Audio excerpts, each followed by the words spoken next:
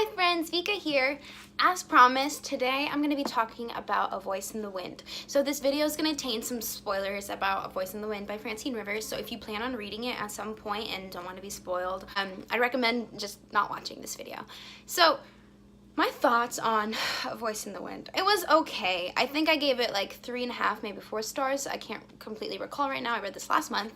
And I had some issues with this book, and there were some things I enjoyed, granted, but let's just start with the characters. The characters, I did not like the majority of them, and I understand that majority of them were made to be unlikable just so you could see the character development, and this story is more character driven than it is plot driven, and which is okay. I'm fine with that. I like stories that are character driven. It gives more like depth, and it's more, you reflect on it more than I guess plot driven books.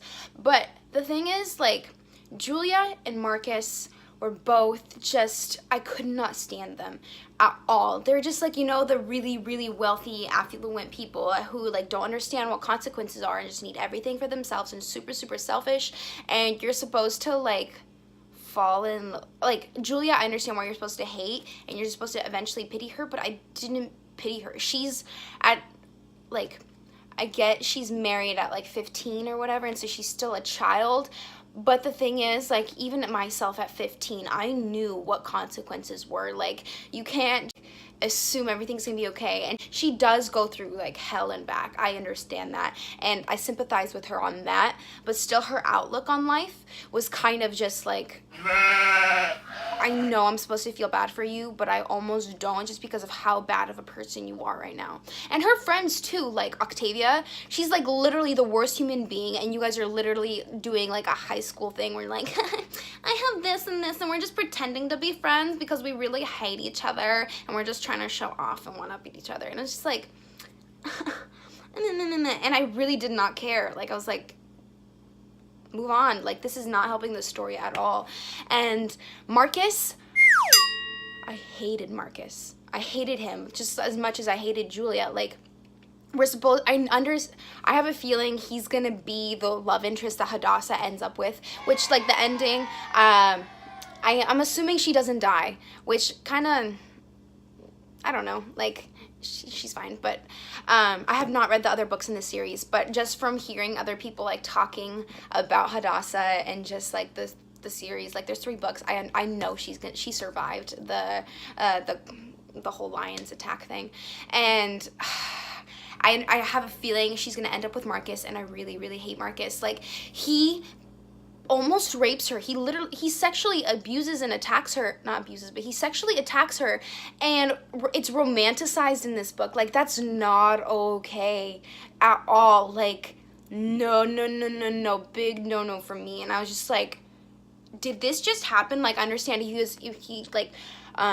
attacked her and almost raped her, and then, like, yeah, but don't romanticize it. Like, I couldn't control my feelings for you. You were just so amazing. I love you. I'm gonna rape you. Like, no.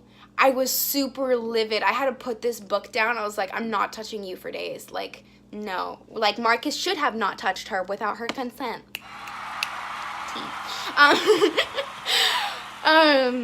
Yeah, so really did not like Marcus. He's just that one guy who's like, he knows he's attractive and has it all, has money, has friends, whatever, and just thinks he can get away with everything, and like, oh, I have everything, but life is so awful because it has no meaning. It has no meaning because you give it no meaning, literally. Like, wake up.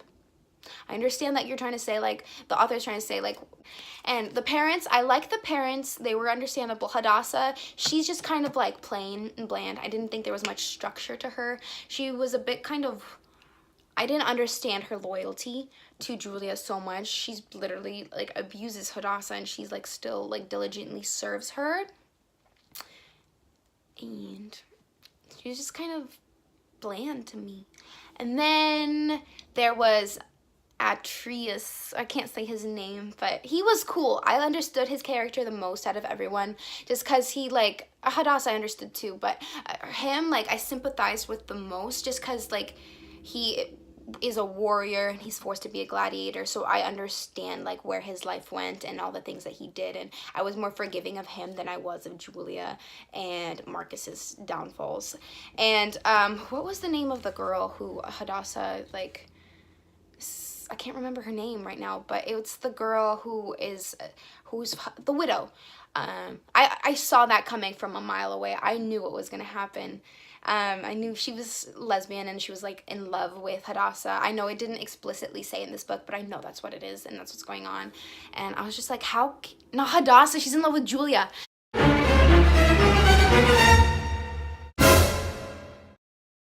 I was like, how can you be so blind? Like Julia, and so ignorant. She was so naive, so naive. And after all the things she did and went through, like, you'd think she would learn and not trust anyone, and she just wanted to believe what she wanted to believe, and it was just whatever. The writing style. So that was the characters. I'm going to talk about the writing style. This writing style is not for me. I did not enjoy it. It's like, it was super choppy, and it was written in everyone's perspective. Like there were the three main perspectives of like Hadassah, Marcus, and Atreus. I literally cannot say his name. But the thing is, it's like still like is from everyone else's perspective. Like, so it's not like each chapter is solely dedicated to one person. It's, you still see the thoughts and feelings of other characters in the book. But the thing is, how it was written, it was super choppy in my opinion. It's just like it jumps from one perspective and one mind to another within like the next paragraph, and it was like, wait, who's talking right now? Who's thinking? Who's this? Like, and so it would like take me time to realize who the character is, and it was not very fluid in just how it was written. And what I did like about the writing style was like it didn't stay in a specific time. Like it did not like it was chronological, but it wasn't like it showed you everything. Like there were times when it flips like months ahead and just like mentions what the outcomes of a certain thing was like, so like you cover more time, which was cool because this is a character driven book, so it was kind of like uneventful.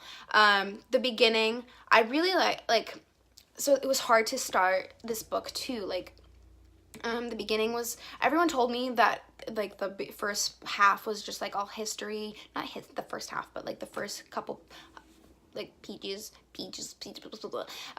are just about history, and it's gonna be boring. And I was like, I found it boring, but not for the history. Like I enjoyed the history part. It's just like I couldn't care, and all the characters just seemed super whiny to me, and I couldn't make a connection. But after time passed, I like you know, I sympathized with them more. They kind of grew on me a little bit more, and so it was easier to follow along, and more stuff happens for it to actually prolong the story. But I did think the history is pretty fascinating. I like hearing about history and just like whatever. That doesn't really need any more explanation. What else did I think? The beginning was slow, but then once more events happened, you wanted to know what else happened. And yeah, I definitely favored the gladiator's perspective so much more. I just thought that he was more, I don't know, I just liked him more, so I was super excited to get to when I saw his name up the next chapter. And so like I would find myself like literally just reading through a chapter through like Marcus or through Hadassah, just to get to Atreus. So I'll finish the series. It was okay. Like this book is okay. It's not a bad book. It's just I had a lot of issues with, like, a lot. But there was some things I did enjoy. Like there were some like lines that were just written beautifully, but the thing is just like kind of overdone. I think that my problem with this book was that it was so overhyped for me, because everyone had, like, a lot of people that I know had read it and just like, you're gonna love it, it's gonna be your favorite book, it's my favorite book. I'm just like, and I'm reading it, it's like, it's good, but I don't think it's that good. It is just my opinion. So no hate for someone who this is their favorite book. I understand the merits of liking this book, of seeing like representation and whatever, but like it's not my favorite book, and I don't think any of the later books are going to be. And I'm excited to see where this goes. Like, I wonder what's going to take off, like what the consequences will some people be, what those choices they make, and whatever. And yeah, it wasn't bad. I just was so frustrated with like the sexual abuse, and then the like ignorance of everyone in this book, and just it was hard to get through sometimes. And Oh, another thing about the writing style that really, really irritated me. So, like, the author, Francine Rivers, she's trying to write like it is the Roman era and the Roman Empire, and like just the words and the wordings and the sentence structure. The thing is, it didn't work because it sounded like she was trying way, way, way too hard, that it felt awkward in my opinion. Like, I almost would have been more forgiving if it was written in like modern day language style, like how we speak and articulate.